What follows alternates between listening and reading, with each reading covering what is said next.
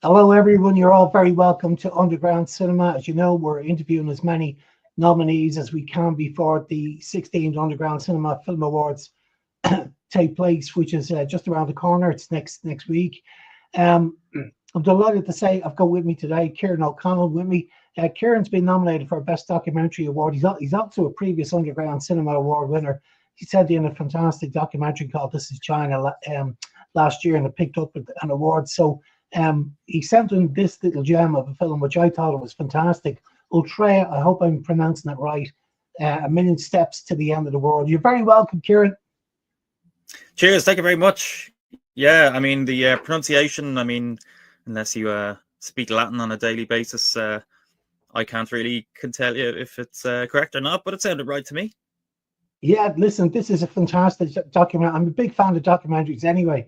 I'm one of these guys that, when everyone goes to bed, I'm flicking through Netflix looking at as many documentaries as I can. So I really enjoy documentaries. So this one I thought was really good because I thought this one was a sort of a deeply personal, and it was a physical journey across the Camino. Can you tell everybody about this film, what this documentary is all about?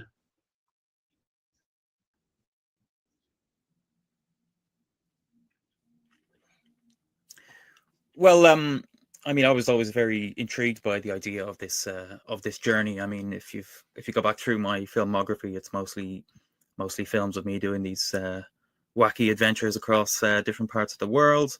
And the Camino is kind of right on our doorstep here, and just a corner. I mean, across the Irish Sea there towards Spain, so it's not too far away. But yeah, the first time I did it back in maybe 2017 or so, I was shocked at how much I enjoyed it and how much I, reaped from it. The awards I felt, the rewards I felt from it. Just kind of mainly for that reconnection with your mental state, which, very often in the modern world is something that we can definitely lose touch with the amount of bombardment we get as soon as you open up your smartphone. So to reconnect with your, the depths of yourself, it's something that is very accessible on the Camino. Yeah. For those that don't know what the Camino is, it's an 860-kilometer walk on the north in North Spain. And it's done by an awful lot of people. As you say, it's a bit like a reset. I think you used that word yourself. Um, it's very, very popular. Was this a bucket list thing that you wanted to do? Yes, absolutely. Yeah, I mean, it's probably the third time I've done it now, so it's something that's was originally on the bucket list, I suppose, just out of curiosity, just to go and see what it's all about and why have people been doing it for, over 1,000 years at this stage. As we're talking right now, what's it, November? There's probably between 5 and 15,000 people walking the Camino as we speak, like right now, this evening, in different parts of it. And that's the French way, which is across the north of Spain, and then there's the northern route along the coast, and then there's other ones like the Portuguese one, which I've also done as well. But there's massive amount of popularity, I think, especially around the pandemic as well. Kind of people realized they wanted to get outdoors after being stuck in cobweb houses for close to 2 years. It's the popularity has grown. But yeah, it was definitely a bucket list thing, but it's something that I plan to do kind of once every 2 years at this stage now, because there's so many different routes to do, and inevitably I need the reset as well. Yeah.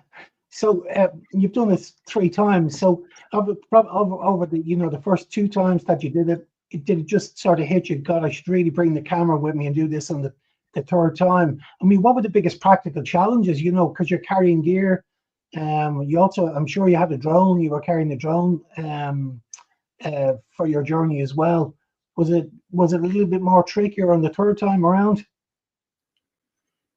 Absolutely, yeah. The first time I did bring it, I just took it along because my camera lives on my hip basically. So I had some stills and things like that from it, but to create it into a 30-minute documentary meant it needed to live on my hip along with other lenses and tripods, and as you said, the drone. Yeah, that was definitely quite challenging because your knees are only going to actually last so long. Like the first time I did the Camino, I took my one camera with one lens and all my clothes, etc. And I did have tendonitis in both knees in the last couple of days, so I felt like a rickety old 105-year-old man, walking into the square in Santiago de Compostela. So yes, it was definitely quite a struggle. This time doing it, in the middle of the afternoon, walking through Spain when it's in the 30 degrees or so. You have to really time your walks as well. You kind of want to be done by 1 or 2 o'clock. If you're doing around 25 kilometers, you need to get all the walking done from 5 or 6 a.m. up until 1 o'clock to get away from that sun. But yeah, I was worried for my knees, but I'm still standing. I'm still walking. Now, you were on your own for this whole thing. This is sort of a one-man show. Am I right? Yes, that's correct. Yeah, it's carrying a lot of gear and things like that. But there's not much arguments between me and myself, I suppose, when you're a one-man band. I know, filming on the Camino or something like that is not really problematic, but there are advantages to being a one-man show where you're in, the depths of Russia. If you're walking around with a boom mic and tripod and there's a group of 3 or 4 people, yeah, there's probably going to be questions asked. But if you're just by yourself, you can kind of slip through some cracks, which has been very useful in previous films. Yeah. How would you compare this film to? I mean, you've done Russia before, and you've done China. I know you love traveling. How would this one compare to, say, China and Russia? A very different experience, of course. Yeah. The Russia one we're speaking about is about the Trans-Siberian Railroad, which is the longest train journey, I suppose, across any one country or state, which took me about 3 weeks or so. The Camino itself took about 38 days, so similar length. China, I was there for a good maybe 7 weeks, I think, as well. So yeah, length of filming, they were all relatively similar. But this one, I mean, the Camino itself, you have there are collaborators every single day. The people that you meet in the hostel, the people that you meet at the communal dinners in the evening as well. They can be the ones that are giving you ideas. Some of them have done the Camino every year for 40 years. I met one guy actually that lives on the Camino. Like he didn't speak any English. He was just this Spanish guy, but basically doesn't have an abode. He just walks the Camino every day of every year. So they were great to give me pointers on what to do. Whereas the film through Russia or China were totally alone. My Russian isn't fantastic. My Chinese is no better. So it was a bit more sedentary, a bit more introspective, maybe, in those first 2 films. Whereas this one, very much about community. Yeah. Did you find it difficult to keep yourself motivated throughout? I mean, how long did this walk take? It was over a month, wasn't it? Yes. So, when you're walking the French way, which is the most popular one to do, is probably the most traditional, I suppose. Yeah, as you said, about 860 kilometers from there to the other end of Spain. And yeah, there are days when you're walking with a group of people and you're becoming very friendly and there's jokes and there's banter. there's people from Ireland, there's Spain and France and Germany, and you don't know how you've had such a connection with this dentist from Prague or whatever, but suddenly you're best mates and you're telling each other about, the inner depths of what it is to be a human, basically. And this is like 9:05 in the morning. So it can be pretty demotivational when I see something that I need to film, and then I have to basically, just exclude myself from the group and say, guys, I actually have to film this. This is too perfect. Or, the mist coming over those hills there, it's too perfect to miss in the morning. I need to stop for 45 minutes and film this with the drone and things like that. And the group would head off. Sometimes they'd stick around with you, but that was challenging. It was very different to the previous Caminos because, I never even considered backing away from a group. You continue on with them and spend the whole day with them and have the absolute crack with them. But yeah, sometimes this time it was a bit more challenging because I, felt like I had a job to do. So it was a bit. I don't think I'd want to make another film about it. Let's say I think I'd just want to go and do a nice Camino myself. Okay.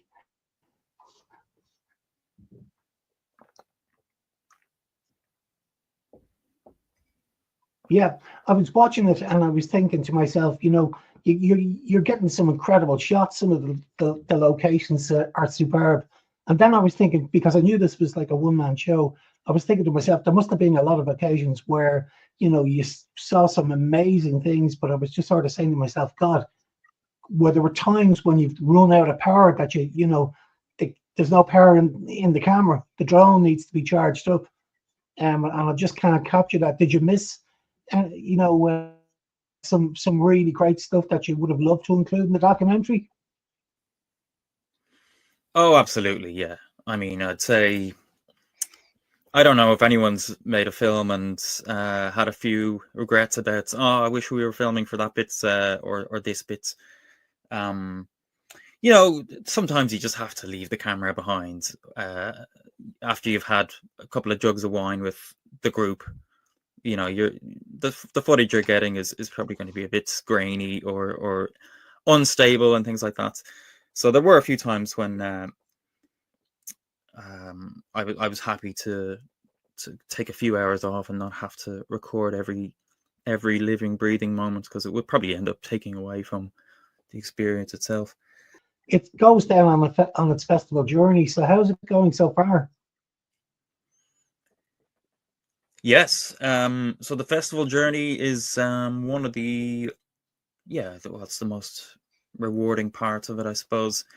Well, I guess the most rewarding part of the films that I make is I'm making these films not for myself now, but for when I'm an 80-year-old, 90-year-old man, so I can have a look back on this thing we call life and be like, oh, jeez, look at that. That looks like that was a decent time. But the film festival journey has been quite good.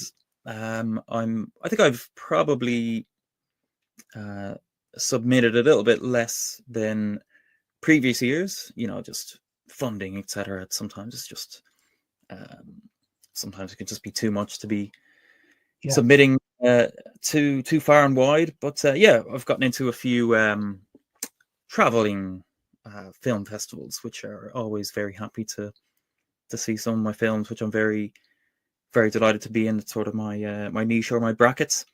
But there's a couple in Albania and another one in Cyprus as well. And then I think there's one or two in the north of Spain as well. So it's nice to be getting a universal play for, a very universal film, really. The Camino, everyone has a fair idea of what it's about. Yeah.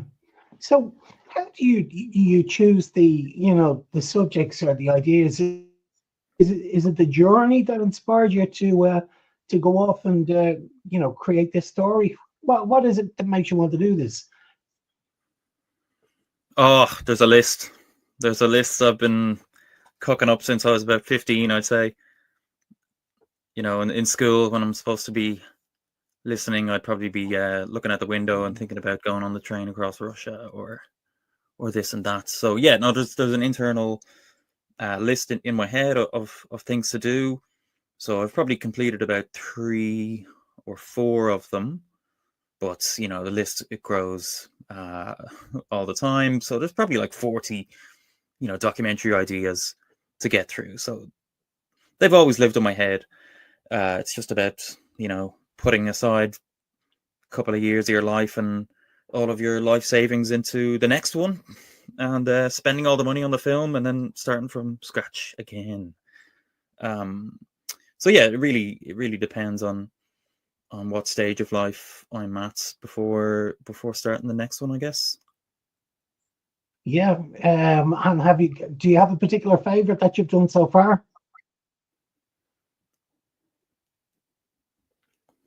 They're all my babies. I'm happy with all 3 of the longer form ones. You could never choose a favorite one, I don't think. But there are a few moments that I absolutely love. Yeah. From before I started making them, between 30 and 40 minutes. I started making them about, between 4 and 10 minutes when I was in South America. I was hitchhiking through, yeah, a good few countries there, mostly Chile. And yeah, there was one nice moment when I was taken in by an Argentinian family on New Year's Eve as I was hitchhiking my way across. They were just like, "Yeah, why don't you come for New Year's Eve and stay with us?" All these different, countries that you've been in, they're not your typical sort of off to Lanzarote sort of holidays. There's various different locations that a lot of people haven't been to before, and you seem quite confident going to these countries. You're not worried about, any misfortune or anything like that. Has it all been relatively straightforward, or has there ever been an occasion where it's been a bit dicey, a little bit scary? So, what are you up to in the future? Are you planning another documentary in another country? Maybe 4 of the ideas that I always wanted to complete, but yeah, there's, at least another 36 or so. The next one I'd like to do in Ireland. I've got two ideas for documentaries in Ireland, because I've never actually made one here. So it'd be nice to actually reconnect with the soil of the country. Well, look, Ciarán, I'm just going to wrap it up now. I really enjoyed having a chat with you there tonight, and I look forward to seeing you at the awards on the 15th of November.